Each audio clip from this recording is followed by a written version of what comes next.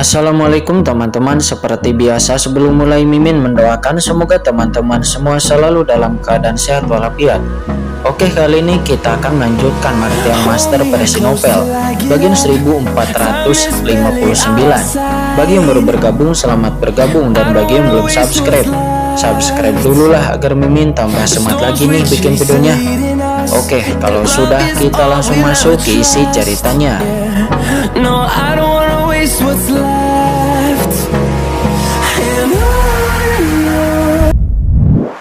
Mula tanah sucinya. Napas ini tidak terlihat jelas, tetapi begitu dia merasakannya, seluruh tubuh si Kongjian akan terasa seperti tertekan sepenuhnya. Nampaknya ada dewa tertinggi yang datang ke tanah suci Sikong ini. Kekuatan darah raja ini jelas merupakan kekuatan keluarga kerajaan, kata si Kongjian. Dia langsung tersentak. Pada saat ini dia akhirnya yakin bahwa yang membuat asal mula tanah suci Sikong ini mendidih, pastilah itu adalah kekuatan darah keluarga kerajaan. Pemuda ini benar-benar anggota keluarga kerajaan. Di samping Penatua Luowen dan Penatua Furukawa memiliki mata yang tiba-tiba melebar, karena mereka juga merasakan kekuatan menyesakkan yang langsung menekan mereka dari tingkat jiwa. Jiwa mereka terguncang. Kekuatan darah raja. Pada saat ini Penatua Luowen dan Penatua Guhe sama-sama memiliki ilusi bahwa jiwa mereka akan runtuh. Kaki mereka berdua menjadi lemah. Mereka berdua berlutut di tanah. Sebelumnya mereka ragu dengan tebakan si Kongjian, tetapi sekarang mereka sepenuhnya telah mempercayainya dan mereka tidak berani lagi ragu. Keluarga kerajaan itu adalah penguasa mutlak benua kegelapan. Mungkin beberapa kekuatan top masih memenuhi syarat untuk bisa berkomunikasi dengan keluarga kerajaan, tetapi di tanah suci Sikong, bahkan leluhur pun tidak akan berani untuk menyinggung keluarga kerajaan kegelapan. Jika pihak lain ingin menghancurkan klan kegelapan mereka, maka itu pasti hanya masalah kata-kata. Berpikir bahwa dirinya sebelumnya hampir saja menyinggung Qinchen, Penatua Luowen langsung berkeringat dingin dan merasa ngeri. "Tuan, apa yang harus kita lakukan sekarang?" kata Penatua Luowen. Dia bertanya dengan gemetar. Dia bahkan hampir menangis. Untungnya setelah mengetahui sikap Tuan si Kongjian, dia segera merasakan sesuatu yang salah. Dan sebelumnya dia tidak terus untuk menyinggung perasaan Qinchen. Karena jika tidak, Penatua Luowen meneteskan keringat dingin jika dia membuat keluarga kerajaan tidak puas. Pihak lain tidak perlu mengambil tindakan, tetapi dirinya takut bahwa Tuan si Kongjian sendiri dan juga leluhur akan membunuhnya setelah mengetahui hal itu, agar tidak membawa bencana bagi seluruh tanah suci Sikong. "Jangan khawatir, tenanglah. Biarkan aku memikirkannya dengan baik-baik," kata si Kongjian. Dia berjalan mondar-mandir di kehampaan, wajahnya menjadi pucat. "Namun pada saat ini, Tuan, seharusnya kami senang. Kenapa kita begitu panik?" Sebuah suara tiba-tiba terdengar. Si Kongjian dan Penatua Luowen langsung terkejut dan lalu dengan cepat menoleh untuk melihat bahwa yang berbicara itu tidak lain dan tidak bukan adalah Penatua Guhe. "Penatua Guhe, apa maksudmu?" kata Penatua Luowen. Dia bertanya. "Aku baru saja menyinggung master dari klan kerajaan dan mereka hampir saja kehilangan nyawa mereka. Apa yang harus disenangi? Semuanya selain memenjarakan Pil dan yang lainnya secara gegabah. Apakah tanah suci Sikong kita benar-benar menyinggung master ini? Tidak kan?" Mendengar itu si Kongjian dan Penatua Luowen pun terkejut. Ya, itu memang benar. Kemudian Penatua Guhe bergumam lagi. "Tuan, menurut informasi yang kita terima, alasan mengapa Pil, Pri Shen Huang dan yang lainnya datang ke tanah suci Sikong kita itu diatur oleh Tuan ini. Saya mendengar bahwa orang ini berada di tanah leluhur kegelapan. Dan dia telah membunuh putra Kaisar Shihen dan juga membunuh banyak orang kuat dari tim penegakan hukum Kaisar Shihen. Dan bahkan membunuh leluhur Qilin di depan kita. Terlihat jika orang ini benar-benar memusuhi tanah suci Sikong kita. Dengan amarah orang ini, saya khawatir dia sudah lama menyerang Penatua Luowen. Namun bagaimana dia bisa membiarkan Penatua Luowen pergi begitu saja?" kata Penatua Guhe. Mendengar itu, si Kongjian dan Penatua Luowen pun sedikit terkejut. Sekarang Tuan itu hanya meminta Tuan si Kongjian untuk mencopot jabatan Penatua Luowen, tetapi dia mengizinkan Pil dan yang lainnya untuk terus tinggal di tanah suci Sikong. Bahkan Nona Sikong Anyun mengikuti orang ini. Ini menunjukkan bahwa Tuan ini masih sangat ramah kepada tanah suci Sikong kita. Mendengar itu, Penatua Luo Wen pun langsung merasa lega. Jika dipikir-pikir, ini memang benar. Mata Penatua Furukawa atau Penatua Guhe itu berkilat dan ada sedikit kegembiraan yang tiba-tiba muncul di matanya. Tuan, saya merasa ini bahkan merupakan kesempatan besar bagi tanah suci Shikong kita, kata Penatua Guhe. Peluang. Penatua Luo Wen dan Shikongjian pun segera menoleh. Yah, Tuan, keluarga kerajaan kegelapan itu adalah ras paling berharga dari klan kegelapan kita. Bagaimana orang mulia seperti itu bisa dengan mudah datang ke tempat pengasingan seperti benua Haiyu? Orang ini pasti memiliki tujuannya untuk datang ke sini. Menjelaskan tentang ini, Penatua Furukawa tampak sangat bersemangat. Jika kita dapat melakukan sedikit usaha ketika Tuan ini membutuhkannya, mungkin kita bisa mendapatkan bantuannya. Jika kita dapat menggunakan ini untuk mendapatkan akses pada pria ini, saya khawatir tanah suci Shikong kita akan berada. Setelah mengucapkan kata-kata ini, Shikongjian dan Penatua Luo Wen pun terkejut. Mereka saling memandang. Kegembiraan melonjak di hati mereka. Jika Anda berkata demikian, maka itu benar-benar merupakan sebuah peluang bagi tanah suci Shikong mereka. Penatua Guhe kemudian melanjutkan, Tuan Shikongjian, bagaimana menurut Anda? Kata Penatua Guhe. Biarkan aku memikirkannya, kata Shikongjian. Tuan, apa yang perlu Anda pikirkan? Kata Penatua Guhe lagi. Dia bertanya dengan cemas. Tetapi karena apa yang terjadi kepada Lelur Kilin sebelumnya, aku khawatir aku telah sedikit menyinggung perasaannya, kata Shikongjian. Dia merasa sedikit menyesal. Jika dia tahu bahwa pihak lain berasal dari keluarga kerajaan, bagaimana dia bisa membiarkan Lelur Kilin mengambil tindakan? Itu mudah, kata Penatua Furukawa. Dia memutar matanya dan tersenyum. Tuan, saya punya ide. Shikongjian dan Penatua Luo Wen pun menoleh. Oh, ide apa? Penatua Guhe tersenyum. Yang mulia, Nona Shikong Anyun. Mendengar itu, mata Shikongjian dan mata Penatua Luo Wen berbinar, dan setelah beberapa saat, Nona Shikong Anyun pun dibawa ke sini. Ayah dan kedua Penatua, apakah ada hubungan denganku? Kata Nona Shikong Anyun. Dia bertanya dengan ragu. Shikongjian ragu-ragu sejenak lalu berkata, Anyun, bukankah teman kecil itu tuan mudamu? Dia sedang berkultivasi di asal mula tanah suci. Kamu tidak tahu bagaimana menunggu di luar dan berlarian di tanah suci Shikong. Penatua Luo Wen juga dengan cepat menyetujuinya. Ya, tuan muda itu memiliki sikap yang luar biasa. Saya tidak bermaksud menyinggung perasaannya sebelumnya. Meskipun saya memiliki beberapa kesalahpahaman dengan tuan muda itu. Namun tuan muda itu adalah orang yang memiliki kemampuan hebat. Dan orangnya juga sangat dermawan. Dia bersedia, dia pasti tidak akan berdebat dengan tanah suci Shikong kita. Sebagai pelayannya, Anda mewakili tanah suci Shikong kita. Yang terbaik adalah bagi Anda, Anyun, untuk menemaninya 12 jam sehari. Di sini Shikongjian, Penatua Luo Wen dan Penatua Furukawa mendesak Nona Shikong Anyun untuk mendekati Qinchen. Dan mungkin saja ada beberapa kemungkinan untuk bisa menjadi pelayan Qinchen yang diangkat menjadi pasangan Qinchen. Ayah, apa yang kamu bicara? Kata Nona Shikong Anyun, wajahnya seketika memerah. Nona Shikong Anyun juga mengerti bahwa ayahnya ini ingin menjodohkan dirinya dengan Qinchen. Namun Nona Shikong Anyun juga tidak menyetujuinya dan juga tidak ingin melakukannya. Kemudian ayahnya itu mengatakan, Anyun, apakah kamu merasa nyaman di saat bersama tuan muda? Kata Shikongjian. Apakah aku merasa nyaman? Nona Shikong Anyun sedikit mengernyit. Namun ketika memikirkannya dengan hati-hati, sepertinya dirinya sangat meyakinkannya. Dengan adanya orang itu, sepertinya tidak ada masalah yang tidak bisa diselesaikan. Orang itu selalu memiliki kemurahan hati yang dapat meyakinkan Anda. Memikirkan hal ini, Nona Shikong Anyun kaget dan segera menggelengkan kepalanya untuk menghilangkan pikiran berantakan di benaknya. Saat ini Shikongjian dengan cepat berkata, Anyun, pria ini jelas merupakan menantu yang sangat baik dan juga sangat sulit untuk bisa ditemukan seumur hidup. Jika kamu melewatkannya, maka kamu akan menyesalinya seumur hidupmu. Kata Shikongjian. Mendengar itu, Nona Shikong Anyun pun menjawab, Ayah, berhentilah bicara. Tuan muda bukanlah orang yang seperti itu. Dan dia tidak memiliki perasaan seperti itu terhadap putrimu ini. Terlebih lagi, tuan muda itu sangatlah baik. Bagaimana bisa putrimu ini menjadi istrinya? Shikongjian buru-buru berkata, Anyun, kamu tidak boleh berpikir seperti itu. Kamu juga sangat baik, juga sangat cantik. Terlebih lagi, menjadi seorang ayah tidak berarti kamu akan menjadi istri orang lain. Bahkan jika kamu menjadi 3 istri ataupun 4 selir di samping tuan muda itu. Mendengar itu, Nona Shikong Anyun pun hanya bisa terdiam. Nona Si Kong Anyun benar-benar tidak diam. Dia pun mengabaikan kata-kata Si Kong Jen dan yang lainnya, sebelum kemudian Nona Si Kong Anyun pun berbalik dan pergi. Melihat pemandangan ini, Si Kong Jen dan kedua penatua itu langsung merasa cemas.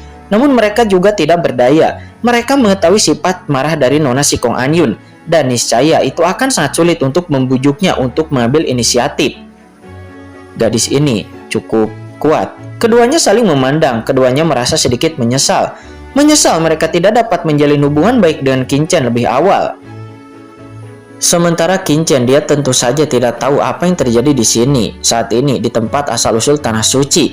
Sumber kegelapan yang mengepul terus-menerus mengalir ke tubuh Qin Chen. Qin Chen tidak tahu berapa lama, tetapi kemudian, boom! Aura menakutkan tiba-tiba memenuhi tubuh Qin Chen. Qin Chen pun segera membuka matanya. Qin Chen mendapat banyak manfaat dari kultivasinya di asal mula tanah suci ini kali ini. Qin Chen telah sepenuhnya menelan kekuatan asal-usul leluhur Qilin. Di dalam tubuhnya, kekuatan supreme bergulir melonjak seperti dewa iblis. Qin Chen lalu mengangkat tangannya dan duar. Aura supreme yang menakutkan melonjak dengan ganas di telapak tangannya. Kekuatan ini mengandung kekuatan supreme yang tak ada habisnya, dan sepertinya itu mampu menghancurkan dunia. Kekuatan yang maha tinggi. Qin Chen melihat kekuatan supreme di tangannya ini, dan Qin Chen tidak bisa menahan untuk tidak menggelengkan kepalanya sedikit. Ini bukanlah kekuatan supreme yang lahir dari dirinya sendiri. Kekuatan Qin Chen saat ini telah mencapai setengah langkah puncak supreme, dan dia hanya berjarak satu langkah lagi dari ranah supreme yang sebenarnya. Namun bahkan dengan langkah ini dia tidak dapat menerobos. Meskipun kekuatan ini mengandung aura supreme yang sangat kuat, namun kekuatan ini sebenarnya berevolusi dengan menggunakan asal muasal kegelapannya sendiri, dikombinasikan dengan kekuatan leluhur Qilin yang dia rasakan, dan kemudian digabungkan dengan kekuatan asal muasal kegelapan yang paling murni di asal muasal tanah suci ini. Mengapa begitu sulit untuk menerobos menjadi ranah supreme? Bahkan tanah suci asal tanah suci Si Kong ini pun tidak cukup bagiku. Qin Chen terdiam. Kali ini dia menyempurnakan kekuatan magisnya dan juga mengendalikan kekuatan tanah suci untuk mengumpulkan sejumlah besar asal-usul kegelapan yang akan dia gunakan untuk menerobos ke ranah supreme di masa depan. Namun sangat disayangkan asal muasal kegelapan di asal mula tanah suci ini tidak cukup kuat. Jika Qin Chen bisa pergi ke benua kegelapan dan berlatih keras di sumber kegelapan yang kaya, maka Qin Chen percaya bahwa dia akan dapat mencapai ranah supreme setelah berkultivasi selama jangka waktu tertentu. Sayangnya sumber gelap di tanah suci Si Kong ini tidak cukup. Ranah supreme, aku harus secepatnya dipromosikan menjadi ranah supreme, gumam Qin Chen. Hati Qin Chen selalu dipenuhi dengan rasa krisis jika dia belum mencapai ranah supreme. Kita tidak bisa membuang waktu. Inilah waktunya untuk menemukan Si Kong Jen itu, kata Qin Chen dengan pemikiran di benaknya. Sosok Qin Chen pun bergoyang dan tiba-tiba menghilang di sini. Sesaat kemudian Qin Chen pun telah tiba di tempat pertemuan sebelumnya di dalam kehampaan. Dan para master dari seluruh tanah suci Si Kong juga telah berkumpul di sini.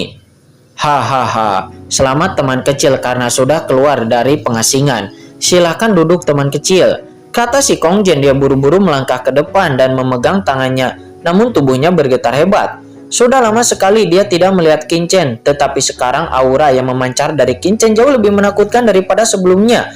Dan bahkan dirinya, Si Kong Jen juga merasakan keterkejutan. Orang dapat melihat bahwa sikap hormat Si Kong Jen serta aura ketakutan dari banyak ahli teratas di tanah suci Si Kong yang hadir. Qin Chen sendiri tahu di dalam hatinya bahwa efek dari melepaskan jejak napas darah Raja Kegelapan secara diam-diam akhirnya tercapai. Oke, jangan bicara lebih banyak, Tuan Si Kong. Ada sesuatu yang ingin saya bicarakan dengan Anda, kata Qin Chen seraya duduk di singgasana di depan, tegak dan alami menunjukkan temperamen yang mulia dan juga tak terkalahkan. Ketika para penatua lainnya melihat ini, mereka tidak bisa menahan diri untuk tidak bisa berkata-kata. Bukankah ini berarti bahwa Anda tidak akan menganggap diri Anda sebagai orang luar? Dia sebenarnya langsung di kursi singgasana milik Tuan Si Kong Jen. Teman kecil, Si Kong Jen melangkah maju dan hendak berbicara, tetapi dia tiba-tiba disela oleh Qin Chen. Si Kong Jen, kamu seharusnya sudah mengetahui identitasku kan? Kata Qin Chen yang berkata dengan tenang. Ini. Si Kong Jen pun tertegun, dia tidak menyangka bahwa Qin Chen akan menanyakan pertanyaan ini. Dia pun tidak berani berbohong, dia hanya menundukkan kepalanya dan berkata, saya punya sedikit tebakan. Qin Chen melirik Si Kong Jen lalu berkata, Apakah tebakan Anda benar atau salah? Itu tidak masalah. Saya tidak akan mengatakan lebih banyak. Proposal saya akan memberikan kepada Anda sebelumnya adalah untuk memberi Anda kesempatan lagi. Tetapi ini adalah kesempatan terakhir. Sebuah kesempatan, maksudmu? Kata si Kongjen. Dia tampak terkejut dan segera mendongak bertanya. Ya, saya ingin tanah suci Sikong Anda menyerah kepada saya, bagaimana? Kata Qinchen. Begitu Qinchen mengatakan ini, si Kongjen pun langsung terkejut. Karena hal ini terjadi secara tidak terduga, sehingga si Kongjen tidak siap sama sekali. Saya tidak tertarik untuk bertele-tele dengan Anda. Anda mungkin memiliki beberapa tebakan tentang identitas saya, tetapi itu tidak penting. Qinchen berkata dengan tenang. Tuan muda ini memiliki misi khusus untuk datang ke benua Heiyu ini. Identitas sebenarnya tidak dapat diungkapkan. Awalnya, saya tidak akan meremehkan kekuatan seperti tanah suci Sikong. Tetapi karena di benua Heiyu ini, saya hanya membutuhkannya. Saya membutuhkan beberapa orang untuk melakukan sesuatu untuk saya. Dan karena Anda adalah yang lebih tua dari ayah Nona Sikong Anyun, saya akan memberi Anda kesempatan ini. Dan ini merupakan kesempatan terakhir bagi Anda. Saya akan memberimu 10 napas untuk memikirkannya, kata Qinchen. Setelah mengatakan ini, Qinchen pun menutup matanya dan mengistirahatkan pikirannya. Ketika si Kongjen mendengar ini, mata si Kongjen langsung menjadi rumit. Peluang macam apa ini? Penatua Luowen dan Penatua Guhe juga buru-buru mengirimkan pesan. Para penatua lainnya sementara saat ini nampak bingung, tetapi mereka tidak punya tempat untuk berbicara di sini dan hanya bisa melihat dengan bingung. Sementara ekspresi si Kongjen menjadi semakin rumit. Orang ini pernah berkata bahwa dia ingin aku menjadi pelayannya, tetapi saat itu aku tidak setuju. Pelayan, semua orang tua pun yang hadir terkejut. Penatua Luowen dan Penatua Guhe juga terkejut. Apakah ini untuk menaklukkan seluruh tanah Sikongs mereka? Tetapi bukankah ini terlalu terburu-buru? Sebelumnya mereka bertiga masih berdiskusi bahwa ini adalah kesempatan untuk menjilat keluarga kerajaan. Tetapi ketika kesempatan ini muncul di depan mereka, hati mereka sedikit ragu-ragu. Bagaimanapun mereka tidak mewakili individu mereka, tetapi mewakili kekuatan besar yaitu tanah suci Sikong. Jika si Kongjen benar-benar menyerah kepada Qinchen, maka ini bukan hanya masalah si Kongjen saja, tetapi juga masalah seluruh tanah suci Sikong mereka. Terlebih lagi si Kongjen juga merupakan ahli Terata Supreme dan juga merupakan pengontrol tanah suci Sikong di benua Heiyu. Tetapi dia adalah pengikut Qinchen. Jarak antara keduanya terlalu besar. Tentu saja semua ini tidak penting. Yang terpenting adalah identitas Qinchen. Sejauh ini mereka juga belum mengetahui dengan pasti identitas dan asal-usul Qinchen. Karena siapa yang bisa menjamin bahwa mereka tidak salah menebak? Kalian berdua, bagaimana menurutmu? Si Kongjen mengirimkan pesan kepada kedua penatuannya itu. Kedua penatua Luowen dan Penatua Guhe itu pun ragu-ragu. Karena hubungannya terlalu besar, mereka tidak diberi waktu untuk bereaksi dan mereka tidak berani mengambil keputusan dengan gegabah. Untuk hal seperti itu, leluhur harus diberitahu kan? Tidak ada leluhur, maka kita tidak bisa memilih keputusan. Jadi, seorang penatua berkata dengan cemas, tetapi Penatua Luowen seketika memelotinya dan segera penatua itu pun terdiam. Semuanya tunduk kepada pengaturan Tuan Si Kongjen, kata Penatua Luowen. Dia berbalik dan berbicara kepada Penatua Guhe dengan suara yang dalam. Mereka percaya kepada keputusan yang akan diambil oleh Si Kongjen. Saat ini Si Kongjen pun mengalami konflik di dalam hatinya. Pada saat ini dia sama sekali tidak terlihat seperti makhluk supreme tahap tengah, tetapi dirinya seperti anak kecil yang mengkhawatirkan untung dan rugi. Karena dia juga sangat ragu, lagi pula ini terkait dengan masa depan dari seluruh tanah suci Sikong. 1 napas, 5 napas, 8 napas. Seiring berjalannya waktu, dahi Si Kongjen pun perlahan mulai berkeringat. Ada keheningan di dalam kehampaan itu. Si Kongjen mengangkat kepalanya dan lalu menatap Qinchen seolah-olah ingin melihat petunjuk dari wajah Qinchen. Tetapi Qinchen terlihat sangat tenang dan tidak bisa berkata apa-apa. Waktu pun akan segera berlalu. Ayah, di samping Nona Sikong Anyun juga tiba-tiba mengatakan sesuatu kepada Si Kongjen. Si Kongjen pun seketika menatap Nona Sikong Anyun dan tiba-tiba membuat keputusan di dalam hatinya. Dirinya pun tiba-tiba berlutut dan berkata dengan hormat kepada Qinchen. Bawahan, saya telah bertemu dengan Tuan.